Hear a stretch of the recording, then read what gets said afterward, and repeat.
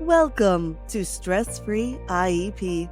You do not need to do it all alone. With your host, Frances Schefter, Principal of Schefter Law. You can get more details and catch prior episodes at www.schefterlaw.com. The Stress-Free IEP video podcast is also posted on YouTube and LinkedIn, and you can listen to episodes through Apple Podcasts, Spotify, Google Podcasts, Stitcher, and more. Now, here's the host of Stress-Free IEP, Frances Schefter. Hello, everyone. Happy spring. Spring is finally here with some nice weather. Today's special guest is Rachel Cederbaum with Gold Signature Writers. Rachel, please introduce yourself. Tell us a little about yourself. Thank you. Thank you so much for having me. I'm super excited to be here. I taught high school in Montgomery County for about 12 years before starting my company. And I'm a mom of three littles, a 2, a 5, and a 7-year-old. And the 5 and 7-year-olds go to school in the area. And yeah, that's a little bit about me. Great. What did you teach in high school? So I would say that my teaching career began, I decided I wanted to be a teacher in high school because I had a teacher named D. Decker, who I think that was the pivotal moment for me where I realized I wanted to do what he did. He just had a way of communicating and hearing us and making us feel like what we said mattered and thinking about literature in a completely different way. So, from there, I went to school for English and secondary education, and I started teaching at BCC when I was 21. So I asked for freshmen, and they were pretty surprised because no one really wants to teach the freshmen. But I thought that that's a formative year, and there's so much foundational skills that they're building in terms of reading and writing strategies. So that's where I started my teaching career at BCC High School, and then after about 5 years, I earned my master's degree in administration and supervision at Hopkins, and I decided I might as well use it. I earned it. I should try something new.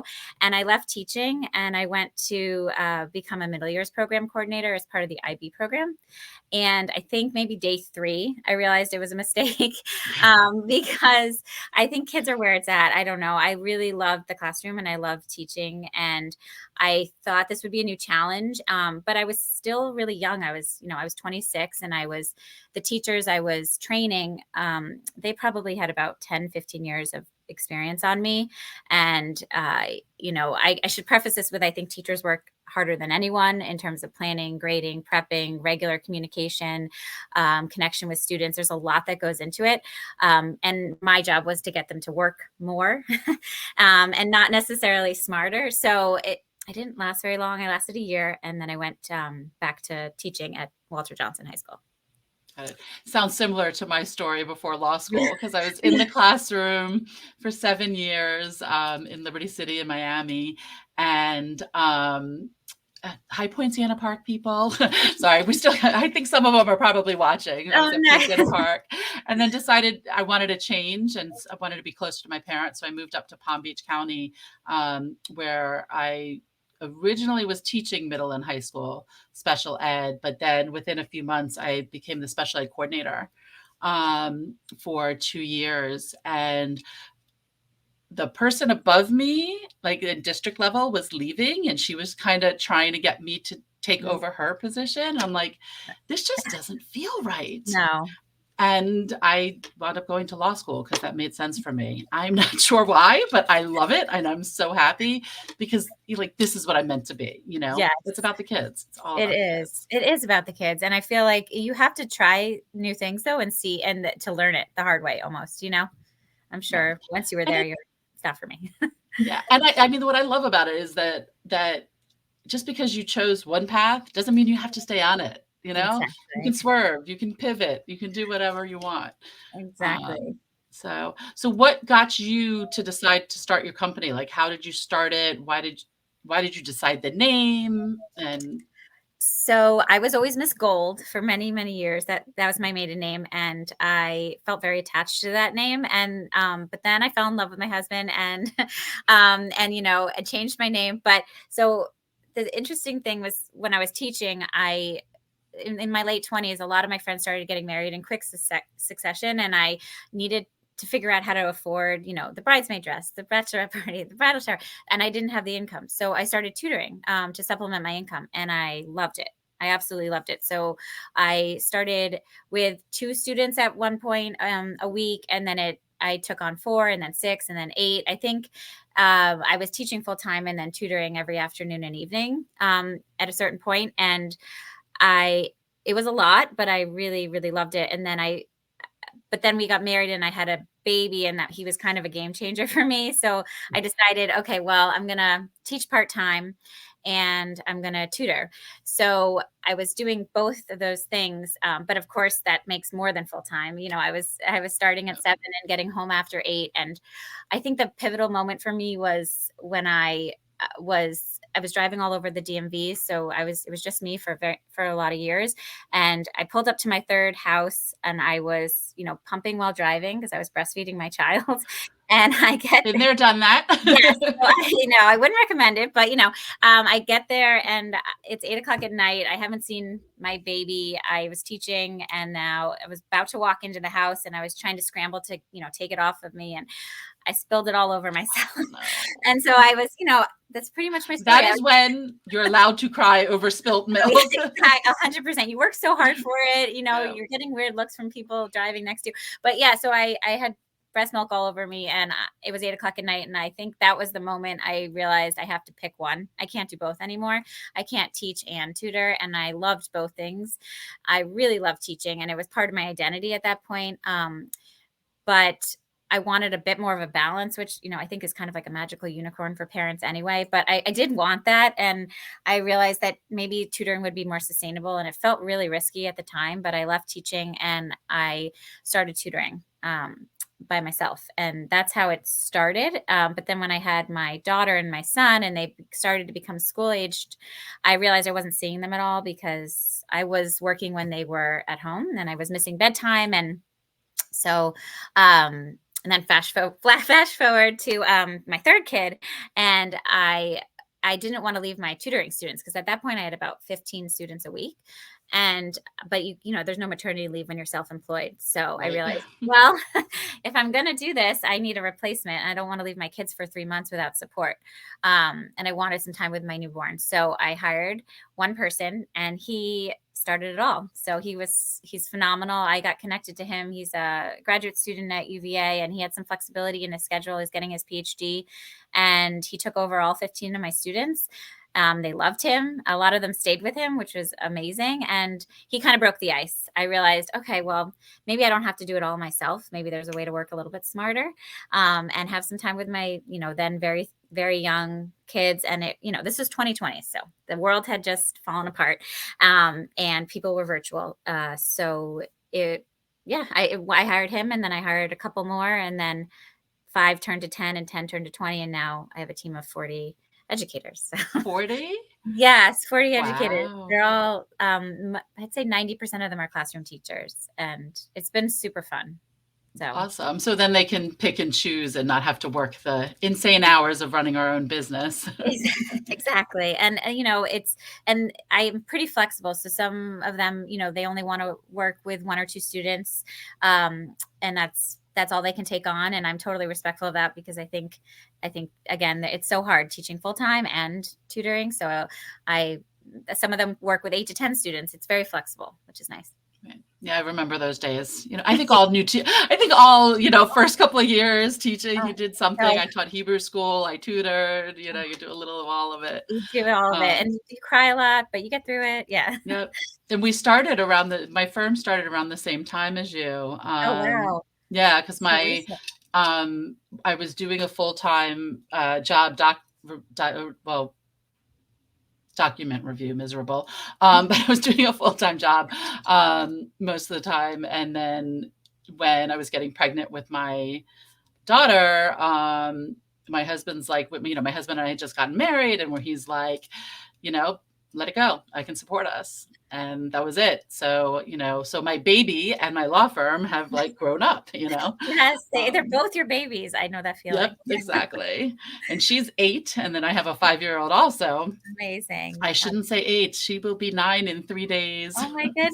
So, Oh, yeah. happy fast. Me too. It's amazing how it's awesome, like Yes. having the children and growing together, Mhm. and the flexibility. Oh, yes. Yeah. You can pick I them mean, up at school and be there for activities on your own terms, but you can also do what you love, which I think has been really awesome, you know? yeah. Yeah. I was a little luckier because my hours were usually school hours, Oh, so, that's nice. so, Yeah. most of the time. Um But so what makes you different? Like there's so many tutoring companies, I know. Kumon and all the big Yes. name ones. Why would they choose you? What makes you special? So I like to think that I've become a lot more highly qualified for what I do now that I am a parent, to be honest, because at first I didn't realize why someone, especially in this area, I mean, people have multiple degrees. They're brilliant. They are professional writers and mathematicians and engineers. And I, I'd always think, okay, well, why am I, why are you hiring me to support your child when you're fully capable? Now that I'm a parent, I completely get it's a very humbling experience. And you realize pretty early on that, if you're mom or dad, it's 10 billion times harder. So I understand why people would hire one of my tutors, because I think because they're classroom teachers, they understand where students are and where they need to get them to go. I always get parents on the phone so I can learn everything I need to know about their child, the profile of their child, but also, the idiosyncrasies that only a parent would know that is important to make the best connection with a tutor. And we call them academic coaches because it's not just content specialists. They're learning specialists or reading specialists or executive functioning specialists. They are considering the whole child, and we spend a lot of our energy helping the students organize and plan and time manage, and also figure out how to build confidence. It's something that I think my practice spends a lot of energy on, and it's a gut feeling. And I think as a teacher and as a parent, when I hire someone, it's just something that I know in my gut, this is someone who's a great teacher and they're going to be able to reach the students. And I think it's really connection before content. I know a lot of tutoring companies might say that, but I think that's something that's just like in my heart. That the people I hire have that same sentiment and feeling. So Yep. I say the same thing. It's like trust your gut. yes, Especially parents. yes, Something's not right. Something's not right. yes, Don't, exactly. And I feel like that they just want someone who's going to help their child, of course, with the content or specific challenges that they're having, but also figure out how to get that child to understand how their brain works and how they best learn. And from there, they can, of course, become more independent and confident. And that's everything, a parent wants for their child. So Right. That you so I was going to go into that a little bit more, the academic confidence. Like, how do you help with that? It's such a struggle. I know for me, I couldn't spell. My daughter's struggling with spelling. Like, how do you get them to the point that it's okay? So I would say that I have my PhD in anxiety. I've something I've studied my entire life, something I've lived with my entire life. So I feel like it can be a hindrance for confidence, right? It can get in the way of knowing your potential and your ability. And so I feel like what I do with my students, and you can easily do, not easily, but you can try with your child, is to figure out, again, how their brain works. Are they kinesthetic learners? Are they auditory learners? Are they visual learners? And that takes some, kind of digging, especially with the younger elementary school students. So I usually start with my students by personalizing the situation, because a lot of what I find with the students who don't have anxiety, who don't have confidence, they either have anxiety or they really struggle with a content area, and they don't want you to tell them how to do it. That just makes them feel inadequate. So instead, I focus on taking it back to me. So, when I get stuck and I don't understand what I'm reading, this is what helps me. And I try this, and, I usually hate it when I can't understand what the question's asking me. So I try to break it down word by word, and I bring it back to myself, and the depersonalization helps a lot. I think they hear, oh, well, she struggled too, so that it's okay that I'm struggling, because, she's a teacher and she struggled, and it kind of normalizes that.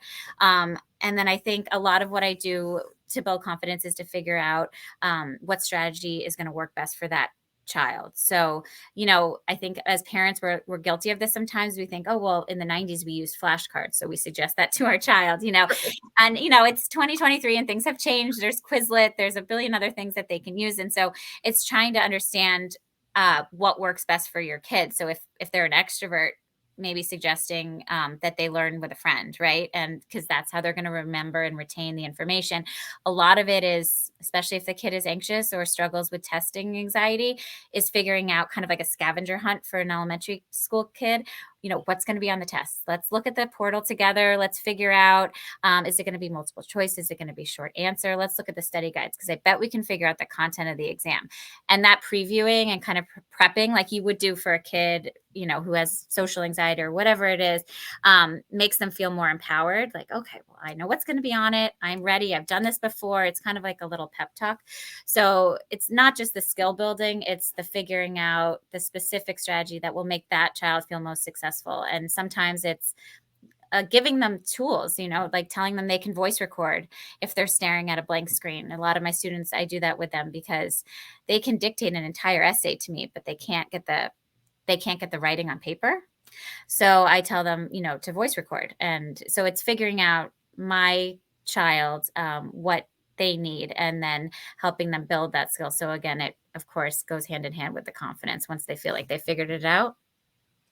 Right, which is pretty much what we do with IEPs as well, Yes, accommodation, exactly. text. No, exactly. But always but I think schools are getting a little bit better about speech to text because it's more normal on everything, right. And I think it's open to almost everybody. That doesn't mean don't put it on the IEP, but No. It's still there. Yes, and I as a classroom teacher, I feel like teachers. Great teachers do it anyway. They provide modifications for students that they need, even if it's not formally in an IEP. And then of course there's exceptions. You need to advocate for your kid and get it in writing. It needs to be in writing. But my point is that as a tutor, it's, you're one-on-one with the student, so you can easily figure out what that kid needs, but I remember as a classroom teacher, I didn't realize that you weren't allowed to say that. I would say, this kid really needs extended time. And you kind of get your hand slapped a little bit, like you're not supposed to say what that kid needs. And I was horrified. I thought, I was very stunned. Didn't know. Now I know, but it's really sad because I think that the teachers know what's best for the kid. The parents know what's best for the kid. So it really should be just allowed. Yeah, it's frustrating. It's frustrating when and that's part of the reason that I left as well. And it's not necessarily the principal or it's just the way the system is. You can't always fight as much as you want for the children as when you're on the school side. And it's hard. And, it's interesting because my teaching background, which I'm sure like yours, I can help pull it out of teachers, of figuring out what they're doing naturally. Mm-hmm. Because I say it, I know it all the time.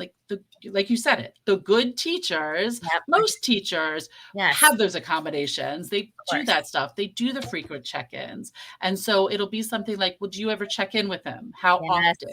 And that's like, when I ask them a directed question like that, they answer. Exactly. And it's okay, and that's how we get it onto the IEP, because next year we might not have that teacher. We might be a different school. Exactly. So are you putting the kid at the front of the room? Are you regularly checking in? Does he need a little bit more time? Does he need the classroom notes? I mean, the teachers will be able to communicate, but the sad thing is they don't always feel like they can. And so with tutoring, it's just been nice, I think, to see that you can create your own curriculum, that you can do whatever you want. There's no, because as an educator, what that kid needs. And there's not as many limitations with testing and with someone telling you what's right for that kid, but you have the educator intuition or the parent intuition to know. So I think it's a little bit more freeing that way. Yeah, because from what I know about the big tutoring companies, it's like you do the assessment and these are your weaknesses. And now you're going to drill on those weaknesses. And drill and skill, that is, skill and drill, whatever it was called, but way back, No. No, I think that's really why I've been successful, is because I don't micromanage. It's not my personality. And I also know that, like I said, teachers are some of the hardest working people out there. And so if they do this every day with 150 students, then they can do it with one. And so I don't tell them how to teach or what to teach. I have very little requirements because they are experts in their content knowledge, but they're also experts in their craft. And I do think teaching is a craft. I don't think anyone can teach. You can be as smart as you can, but if you can't reach a kid, then it really means nothing. So that's partly, I think, why it's worked out, because they have the freedom to not only create their own schedule, but also to just do it the way that they know is best for kids. So I don't hand them a curriculum, though that curriculum was very helpful when I was 21. I just read it. Right, exactly. What am I doing tomorrow? Exactly. Exactly. This is how we're I teaching. remember. Oh yeah, and lesson plans. Don't forget page. Yes, it was like 15 pages for a day of how to teach, what to say when, and honestly, it was super helpful when I was 21, and then I threw it away in a year or two. But when you figure it out, but yeah, I think it's nice to give teachers the flexibility to do what they know how to do, what they're meant to do. So how does it work then? Because if you have so many tutors, do you screen all families that come in to pick which tutor? Like, how does that work in your company? So they reach out to me first, and then I set up a call and I learn about the child. I learn about, their school history and their profile, if they have an IP, for example, or a 504, and what's worked in the past, what hasn't worked in the past, whether it's like the kid has a physics exam and it's just short-term physics support that happens. But most of my clients are a long-term relationship. So up to, 3 or 4 years, all through high school, and foundational writing strategies, or struggling with math or executive functioning, organization. So whatever it is that their child needs, I get them on the phone, and then I can find the best match. So I consider, of course, the teacher's bio and expertise, but also location, because our tutors travel to the student's home.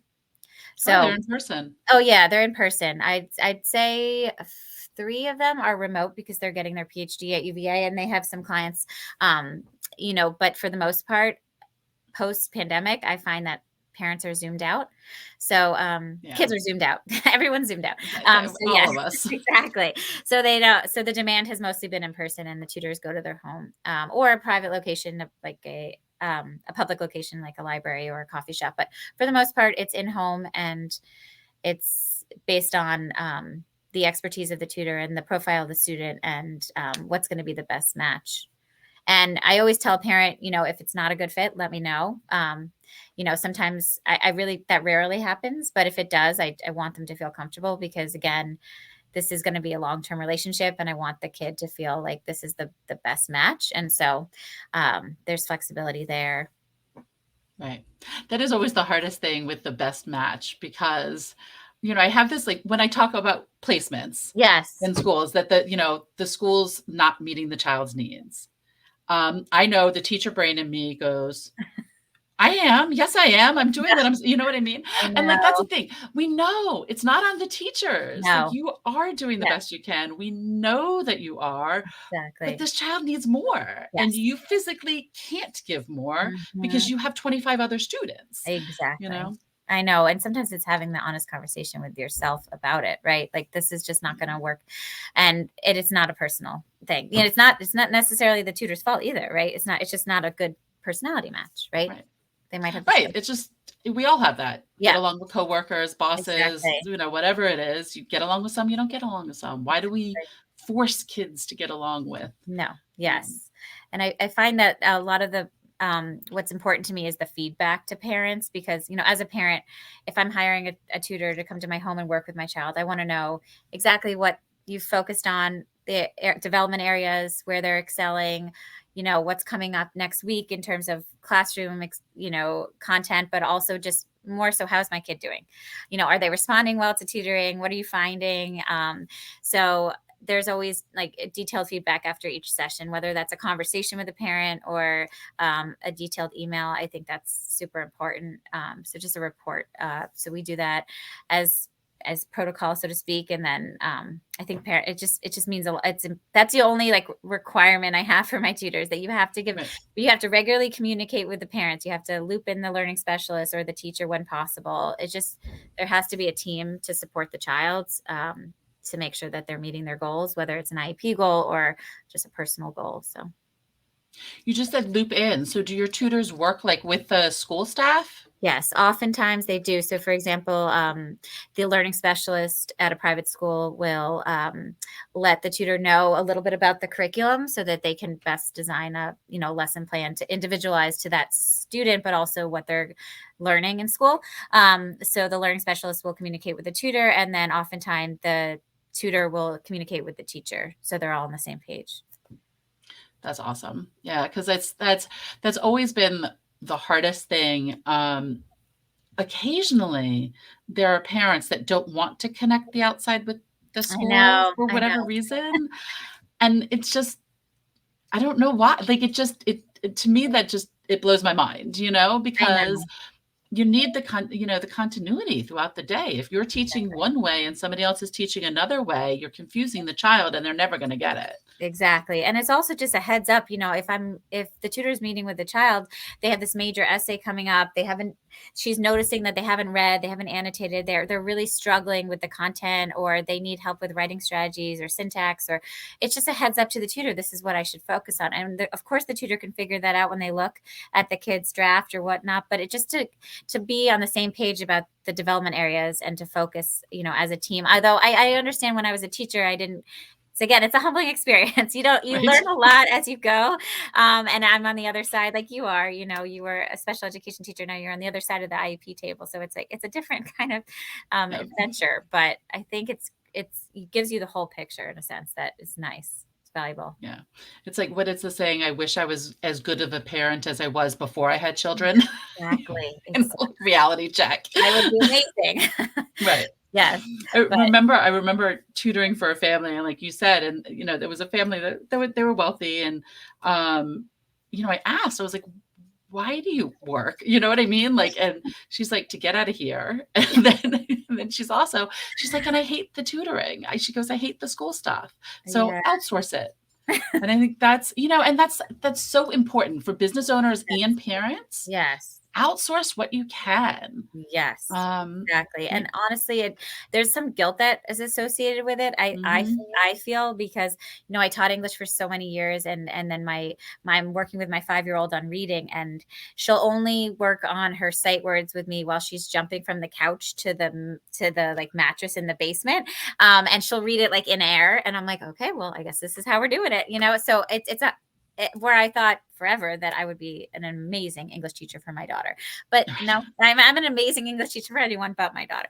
And she's wonderful, but the struggle is real. And so I think the guilt of, like you said, outsourcing has dissipated with each child I add to my family, but also with, like growing my business and realizing that you just simply can't do it all, and you should do what you want to focus on if you can.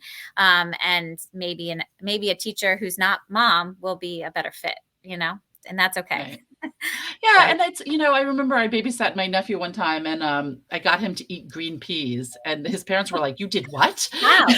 Well, he ate them for me, Exactly. which of course, just like Yes. my kids will eat things for them that they wouldn't Yes. even touch in my household. Exactly. Yeah.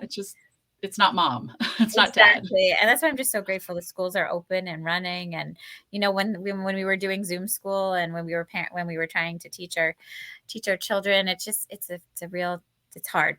We're not meant to do everything, I think. So I'm Right. just grateful for my kids' kindergarten teacher and first grade teacher, and they're just phenomenal. And I've seen so much growth. And so I think, as a parent and as a tutor, you see that, I've never appreciated them more than I do now, because I think it's never been harder than it is now, post-pandemic world. So Yeah. They're switching up how they teach, which is not necessarily a bad thing. The only thing that used to get me frustrated is that they taught to the children, to the middle of the class, like they have to do. yes, But that style doesn't work for some, and I it's, know. oh well. I know. It's so frustrating that, I the kids need more. And I guess that's where you can come in to help the child, that it's okay that you don't learn this way. This is the way your brain works, and this is how we can help you get up Exactly. the skills. Yes. And then, and also just like understanding and empathizing with them, like, because I think kids need to hear more often that learning is hard. I don't think we tell them that enough. I think we kind of expect them to get there, especially now, in MCPS, we've just advanced everything, kindergarten is the new first grade. It's just this whole push them ahead, push them ahead, push them ahead. And they need to know that, I tell my kids all the time, math was super hard for me. I went to extra help all the time. And I needed to do that to succeed. And that was what I needed to do for myself. And so giving them that understanding that it's okay to struggle, and that's and sit in that messy middle, even though it's uncomfortable for everyone. It's hard as a parent to see your kids struggle. And it's hard for them to feel that way, but that's how you learn, and that's how you get, figure it out. So I think that I try to tell that to my students all the time, that, just either alleviate some of that feeling of inadequacy or lack of confidence, and let them know that, that it's okay. So, Yeah. I'm thinking back to the outsourcing, and I remember it was the guilt, no, I can do it all. I'm a former Yes. teacher. Why can't I do it all? Yes. And it's just, but that's not my zone. Right. That's No. not where I'm good. Yes. And so, you know what? I'm going to hire the maids to clean every week, because that's not my area. I cannot do that. No, I can't. No. And I've had, professional writers who are published and like head of the Washington Post, and I'm sitting there working with their kid on a college essay, and it's just their mom, and that's okay. They could easily help, but not really, because there's going to be fighting, and there's going to be tension, and there's going to be difficulty. And so I just think that it's giving yourself some grace and understanding. Yes, you could do it, but maybe that's not your best and highest use at this moment, just because you don't want there's going to be conflict. And so that I think that's what like a pain point that my company meets for parents, that we can alleviate that, take something off their plate, and they know that their kid's still getting an amazing education and the personal attention that they need, but it just doesn't have to lead to kind of the battles that exist. So, and that's the biggest one I have often. It takes us 2 hours to do homework, and the teacher's like, Exactly. it shouldn't take that long. It's like, No. But I had to get my kid to sit, and I had to get them to take out their book, and it's a whole process. And it took, every problem, they got a 5-minute break, and, Yes. it was a struggle. Exactly. Which, thinking about it, like, the child's not learning in that environment. No. Mm-mm. When the child's already struggling, right? Mm-hmm. Their mindset is not available for learning. No. And that's why I always tell parents that sometimes, when I meet with a student, I can tell that this is just they're not in that zone, that learning is not going to happen until I figure out what's going on with them. And that's why I feel like, there is like an academic crisis, but more significantly, I'm finding there's a mental health crisis, and kids are just, especially, 2020, 2021, I think we're slowly digging our way out of it. But oftentimes I would just sit with the kid and just figure out what's going on, and try to work through that a bit before we get to the content, because you can't learn if you're not in a place to wrap your head around any sort of content, because you're sitting with whatever it is that's going on in your mind. So I think a lot of that is like the relationship that you develop with a kid can unpack that in a way that's important for their academic success and growth and confidence. So yeah, it's hard. It's hard sometimes to be a student these days, because there's just so much piled up, and the activities that they're involved in, and they don't have a chance to breathe. So sometimes it's like, get up, take a wiggle break. We'll meet when you're, in a better space. So. Yeah. I was just thinking about that, some kids, when I get IEPs in place, a lot of time children will say, like, I don't need that. I'm not special ed. Wow. And I'm sure some of your students are saying, I don't need tutoring, Yeah. which kind of connected in my brain is now connecting to us as parents outsourcing. Oh, yes. Because we're now teaching our children, we don't have to do everything, and it's okay to get extra help.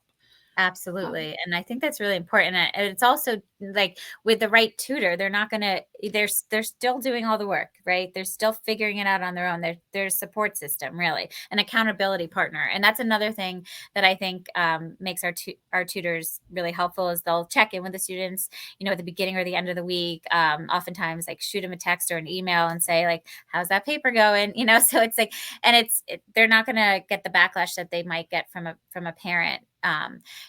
So I feel like that accountability and that connection is really important. Yeah, definitely. And it's, the parent, we can't do it all. Well, We can't. you're absolutely right.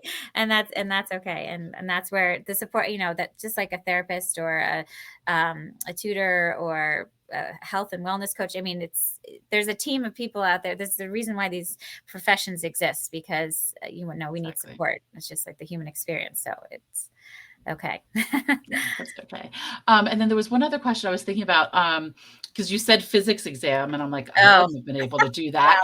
I'm assuming you have tutors that specialize in certain things, and if you don't have one that has that skill, you'll either go find it or tell the parents, right? yeah, no, absolutely. So so they'll say my kid has an AP physics exam. Do you have someone qualified? And I do, or BC Calc. I'd say the most popular request is math and English, but we definitely have specialized teachers, and I've grown the learning specialists part of my team. So those who are experienced executive functioning coaches, because that's also in super high demand, especially these days, with organizational deficits and focus deficit. It's just like the need for someone to help you figure it out, how to plan and how to get the assignments done in a timely fashion, what to prioritize. And so in that way, that's, I feel like, more than just a content specialist who can help with a math test. It's someone who can help the child figure out how to plan out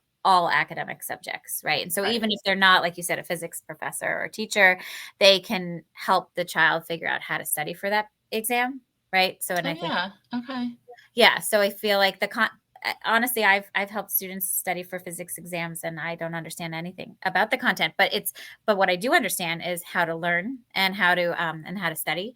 And so I'll often put the kid in the hot seat and ask them to teach me the content, and I can immediately see them like stand up straighter, or if they don't know the answer, then I'll ask them to show me the teacher's notes, show me the answer key. How did the teacher get to that answer? And then they'll have to figure out how to problem solve and how to explain it. And I feel like, there's the cliche that like, you don't learn anything until you can teach it, right? Or you don't know Yep. anything. I was just going to say that. Yeah, And I exactly. have learned that. I have learned that with tutoring, that it's not as much as content as it is, like I said, it's a craft, right? Can you teach kids how to learn and how their brain works and how there are particular strategies that they need to be successful, and can you reach them that way? And that's everything. And so even if you're not a content specialist, though, I never would set up an English teacher with a physics student forever, never. But still, there's the learning strategies that like an executive functioning or learning specialist will be able to help a student with. And I think that's important, because it's how they learn, right? It makes so much sense. And it's also the confidence, like Yes. walking into the exam saying, I've got this, Yes. versus I don't know, am I going to fail? Am I going to pass? Like it's just where your mind is at that beginning is huge. Exactly. Yes. And figuring out what's going to be on the test, right? Like helping the kid, if your teacher posted all these slides and she's telling you to study this, kids often just don't necessarily know that's important when the teacher's telling them like, study this. Like it's, Right. it sounds silly, but you just like telling them, okay, well, it seems like the hints that the teacher is giving you about the content of the exam is going to be X, Y, and Z from what she's posted on her classroom. So maybe we start there. And then they walk in knowing, okay, well, I've got this. I've studied everything she's told me. I know it. I've rehearsed it. And the key is, though, have they rehearsed it in the way that it's going to stick? So have they said it out loud, or are they standing in the mirror, talking to themselves? Right. Or are they working with friends? Like, it's unique to each child. So I think it's important to figure that Yeah. out. Oh, I feel like we could talk all day. We could. No. Right? It's like we're so in the same area of just, it's about the kids, and you don't need It to do it is. all alone, No. And that's the whole thing. And that's, what I tell potential clients and parents, well, what, can I do an IEP meeting on my own? 100%. Yes. But why? Right. The school has 9 people, bring an advocate, bring an attorney, or just talk to one of us. I do Right. strategy sessions. And so I tell parents, just set an hour meeting with me. I Right. can prep you Yes. and tell you what to expect and get you in the right mindset and give you some basic terminology to use to get where you want to be. You don't have to hire me to come to everything, I know. it just, it's important because I feel like my friend the other day was like, I wish they just said what they wanted to say in the IEP meeting, and it's so real because she's like, can you just say what you're thinking instead of, and they all laughed. Yep. But it's true. It's the idea that teachers don't feel like they can say what's on their mind. And that's why they need you to tell them, like, to get what they need written down, even though, like we said, the teachers are probably doing the accommodation. Great teachers are doing accommodations and modifications anyway. I want this in writing for my kid, and he's going to move on, right? And that needs to move on with him, that document. So, but exactly. All right. Well, thank you so much for being on my show. Of course. Thank you so much for having me. Wonderful. I loved it. You've been listening to Stress Free IEP with your host, Frances Schefter. Remember, you do not need to do it all alone. You can reach Frances through schefterlaw.com, where prior episodes are also posted. Thank you for your positive reviews, comments, and sharing the show with others through YouTube, LinkedIn, Apple Podcasts, Spotify, Google Podcasts, Stitcher, and more.